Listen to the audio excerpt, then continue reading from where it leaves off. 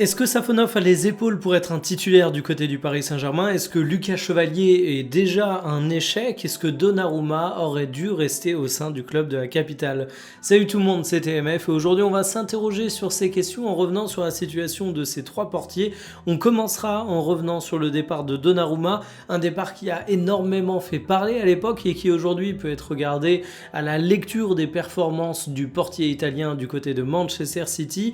On parlera de Lucas Chevalier qui se dirige de plus en plus vers un échec du côté du Paris Saint-Germain.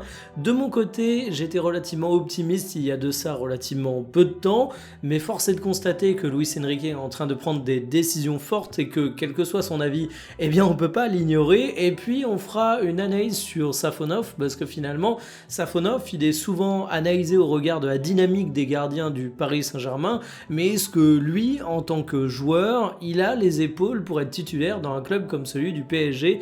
Eh bien, on analysera ça. On terminera avec une partie avant-match pour la rencontre, le match retour de Ligue des Champions entre le Paris Saint-Germain et l'AS Monaco. Comme d'habitude, ce sera sponsorisé par Winamax. Voici les cotes pour la rencontre. Je vous donnerai mon petit pronostic et si vous avez envie de vous lancer, vous avez le code promo TMF10 qui vous donne 10 € lors de la création de votre compte en free bet et Winamax qui rembourse votre premier pari s'il est perdant jusqu'à 100 €. Installez-vous confortablement et bienvenue pour cette nouvelle vidéo Talk My Football.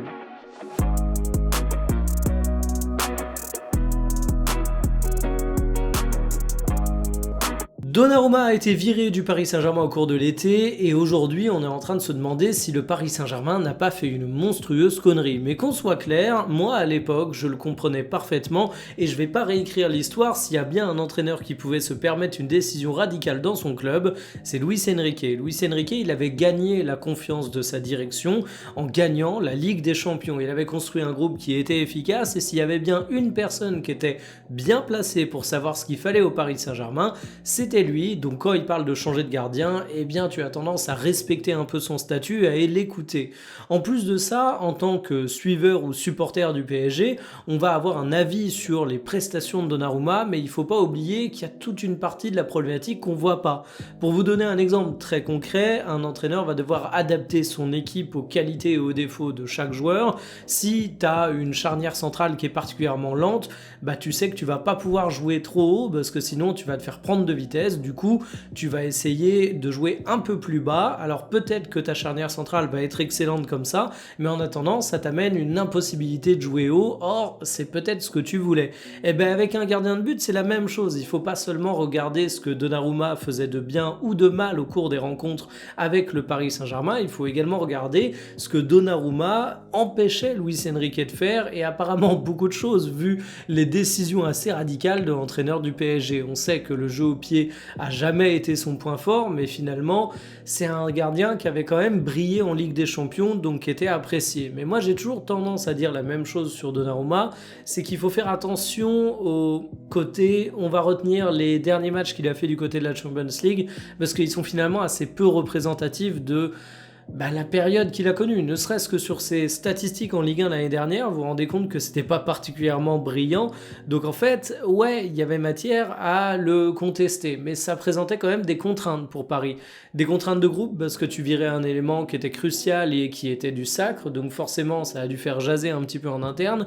Des contraintes financières également, parce que Donnarumma, t'as fini par lui trouver une porte de sortie à 30 millions d'euros, mais on sera tous d'accord pour dire que en théorie, il pouvait être évacué pour un peu plus, mais tu t'es mis dans une galère qui te mettait pas en position de force en termes de négociation et en plus tu peux t'estimer heureux d'avoir trouvé une porte de sortie parce que t'étais pas à l'abri d'une situation absolument horrible où il restait au club, où tu payais son salaire mais où tu avais déjà fait venir son concurrent. Et puis là où le bas blesse du côté du PSG, au-delà de leur propre situation sur laquelle on va revenir, c'est la réussite de Donnarumma du côté de Manchester City. Il est arrivé dans l'équipe de Pep Guardiola qui a été longtemps caricaturé comme étant THE entraîneur qui veut absolument un gardien qui joue bien au pied. Alors certes du côté de City c'est pas le roi du jeu au pied, mais il a acquis une extrêmement bonne réputation en Angleterre assez rapidement. La presse lui fait des compliments, son entraîneur lui fait des compliments, ses statistiques sont bonnes et au-delà de ces aspects, d'un point de vue un petit peu moins palpable, tu te rends compte qu'avec une défense qui a été été beaucoup modifié pour ce club de Première Ligue,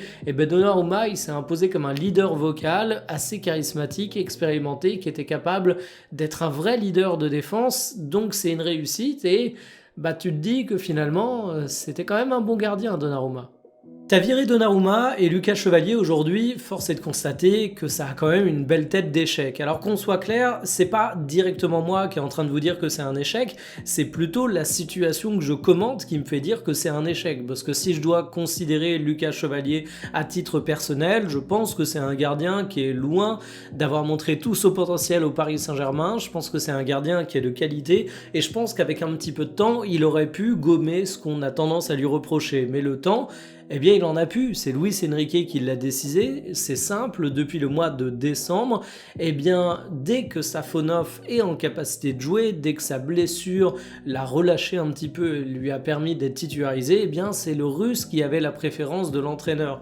Donc, une fois que tu as dit ça, bah, tu te rends compte que la hiérarchie elle a clairement été établie, et le pire, bah, c'est que finalement Chevalier il a eu l'occasion de faire ses preuves, il a eu tout le début de saison où il a été conforté même après des matchs délicats, il a eu également des bons matchs, mais tout ça pour vous dire que Luis Enrique il a eu le temps de voir est-ce que ça fonctionnait ou pas, et sa conclusion bah, c'est apparemment ce que je vous disais un autre jour dans le journal TMF, Safonov est supérieur. Et là où ça devient compliqué pour Lucas Chevalier, c'est que c'est un joueur que tu as fait venir pour 40 millions d'euros, ça peut même monter à 55 avec les bonus, et aujourd'hui, bah, il est plus maître de son destin. Tu as du mal à comprendre comment il pourrait renverser la hiérarchie alors que Safonov a systématiquement été préféré. Il a toutes les minutes de jeu de manière absolument indiscutable. C'est pas en faisant des bons entraînements qu'il va réussir d'un coup à impressionner la hiérarchie parisienne qui apparemment a déjà fait son choix. Il faudrait une contre-performance majeure de la part de Safonov, et aujourd'hui ça semble pas se dessiner, et en plus, bah, je le redis, c'est quand même frustrant de te dire que c'est pas de ta performance que ça dépend, c'est de celle d'un concurrent. Et puis en plus, on peut se dire, ok, mais l'année dernière, Safonov, il avait concurrencé un peu Donnarumma, ça se trouve, c'est un peu la même chose, et on va avoir Chevalier qui va reprendre sa place. C'était pas exactement la même configuration, vraiment, il faut se rendre compte que décembre ça commence déjà à dater et que c'est systématiquement la préférence de Luis Enrique du côté de Safonov. Donc en fait, qu'on considère que ce gardien a un avenir ou pas du côté du Paris Saint-Germain, qu'on considère qu'il soit doué ou pas, j'aurais dire c'est notre avis de commentateur, mais il y a des acteurs, Luis Enrique en est le principal, c'est lui qui a les clés du camion, et de son côté la décision semble claire, Chevalier c'est finito. C'est compliqué parce que vraiment, je me dis que même si demain il va vraisemblablement gratter quelques minutes de jeu en coupe, tu peux pas avoir un gardien remplaçant qui a littéralement 0 minutes, bah c'est quand même un jeune gardien qui à 24 ans aurait besoin de jouer davantage que ça, qui à 24 ans peut être sujet à des crises de confiance, et on sait que c'est vraiment ce qui peut miner les performances d'un gardien de but, donc franchement ça commence à ressembler à une belle et coûteuse impasse pour Paris. Et Safonov, est-ce qu'il a le niveau pour être le taulier du côté du Paris Saint-Germain? Je risque d'en décevoir certains, mais déjà, il faut rappeler que Safonov, il est au PSG depuis un moment.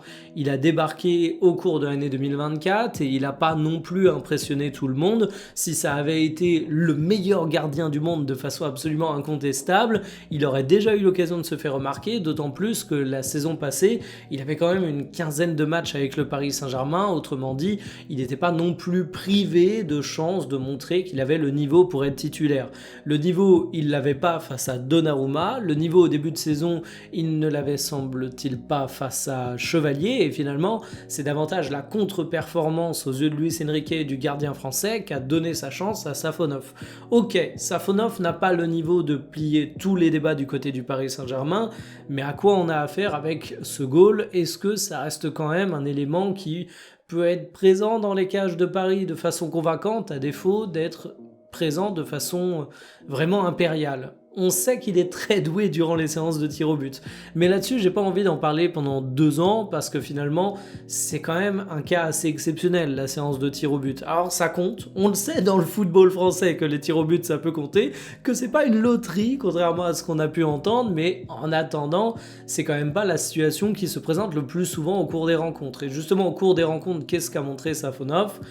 À mon goût, un gardien qui était capable de faire de bons matchs, un gardien qui était relativement régulier, on pourrait même le qualifier de valeur sûre, mais par contre, j'attends encore la prestation absolument héroïque dans le jeu, et non pas en séance de tir au but de la part de Safonov, où je me dis, ok, là, ça fait 2-3 matchs qui nous sortent des prestations XXL, façon ce qu'a fait Donnarumma en Ligue des Champions l'année dernière, façon ce qu'a fait Donnarumma lors de l'Euro avec l'Italie avant de débarquer du côté du Paris Saint-Germain. Safonov n'a pas encore cette série de matchs référence. Et d'ailleurs, truc marrant, il me fait pas une mauvaise impression visuelle, Safonov, très loin de là. Je trouve que c'est un bon gardien, mais justement un bon gardien, pas un très bon gardien, pas un gardien générationnel, mais ses stats sont vraiment mauvaises. Alors faut savoir lire les statistiques d'un gardien, surtout du côté du PSG. Le pourcentage de clean sheet, je vous avoue qu'il m'intéresse relativement peu, vu qu'il dépend de plein de choses, la défense de l'équipe. La force sur la précision des passes, aucun doute, il joue dans le PSG de Luis Enrique. Pareil pour l'absence de passes longues, c'est pas dans les consignes. Je regarde surtout du coup les buts évités et le ratio but évité par expected goal subi, et là c'est pas fameux. Alors évidemment l'échantillon n'est pas représentatif pour Safonov parce que ça concerne petit 1 que les matchs de Ligue 1 et petit 2 un faible nombre de minutes de jeu du coup, mais quand même ça peut t'amener quelques interrogations, et là où ça commence à devenir entre gros guillemets marrant, c'est quand tu fais la comparaison avec Lucas Chevalier, puisque le français qui a perdu sa place a tout simplement des statistiques meilleures. Alors c'est pas non plus le jour et la nuit, mais vous vous rendez compte que ça plie quand même plutôt les débats. Il est quasiment supérieur dans tous les domaines. Je le redis, très peu de matchs, un échantillon qui est un peu biaisé, pas de Ligue des Champions mais la Ligue 1, et en plus de ça, j'aurais tendance à dire que c'est pas exactement la même configuration de rencontre qu'ont connu les deux, mais en fait, au moment de faire la conclusion, je me dis, tout ça pour ça, du côté du Paris Saint-Germain, j'ai rien contre Safonov, mais t'as viré Donnarumma, qui était quand même un joueur avec une certaine stature, même si je suis le premier à comprendre qu'on peut le remettre en question. T'as fait venir Lucas Chevalier pour un paquet de thunes, et au moment où tu es en train d'attaquer la phase cruciale de Ligue des Champions de cette saison 2025-2026, c'est ton numéro 2 de l'année dernière qui se retrouve avec une place de titulaire. Donc même s'il est convaincant, je pense qu'on peut le dire aujourd'hui sans trop trembler, ça a été une assez mauvaise gestion et un pari perdant pour le PSG. Passons désormais à la rencontre entre le Paris Saint-Germain et l'AS Monaco. Je rappelle que pour ASM PSG, on a vu un score de 2-3, un carton rouge qui était intervenu pour Golovin, qui sera donc suspendu au cours de cette rencontre. Et on a un AS Monaco qui est en train de se réveiller, puisqu'ils ont fait un match particulièrement appréciable du côté de Lens. Ils étaient menés 2-0, et finalement, ils ont réussi à remonter le score pour aller même gagner chez ceux qui étaient, à ce moment-là, encore les leaders de la Ligue 1. Donc Monaco se réveille. Le Paris Saint-Germain aura en plus quelques absents. Apparemment, il ne faudra pas compter sur la titularisation de Dembélé. Apparemment, il faudra faire sans Fabien Ruiz. Apparemment, il faudra faire sans Mayoulou. Donc, ça risque d'être disputé. Mais Paris a, petit 1, un but d'avance, ce qui est quand même pas mal. Et petit 2, joue ce match retour à domicile. Et ça aussi, on sait que ça peut compter, même si ça peut compter plus parce que le Parc peut aider le Paris Saint-Germain que parce que Louis II était un avantage majeur pour Monaco. Je vais pas faire des vannes sur Louis II, vous connaissez l'ambiance de ce stade, vous comprenez là où je veux en venir. Alors, je vais justement vous donner les cotes dans une partie sponsorisée par Winamax. Je vous rappelle que si vous avez envie de vous lancer, création de votre compte, code promo TMF10, ça vous donne 10 € en free bet et votre premier pari est remboursé s'il est perdant jusqu'à 100 €. Le PSG est favori, la victoire du match à 1,25, les parieurs vont dessus à 95%. Sur les pronos les plus posés, les deux équipes qui marquent, Désiré Doué qui pourrait profiter de l'absence de Dembélé pour être le héros du soir, et les gens voient également pas mal de buts. De mon côté, je vais rester sur la victoire du PSG, cote à 1,25, quelque chose de simple, de basique, mais je considère quand même que c'est le genre de rencontre où c'est assez difficile de prévoir le scénario, parce que Monaco est une équipe avec un immense potentiel, mais aussi une équipe irrégulière, une équipe qui peut surprendre face aux gros. On l'a vu face à Lens, donc finalement, de quoi sera fait ce match ?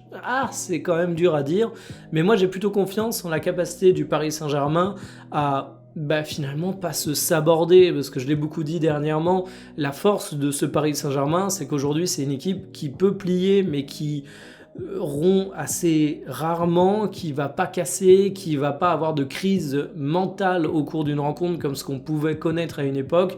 Donc là, t'as une petite avance, t'es face à une équipe que tu connais bien. Je vois mal les Parisiens ne pas faire le taf. Par contre, est-ce que ce sera flamboyant ? Ça, c'est encore une autre question.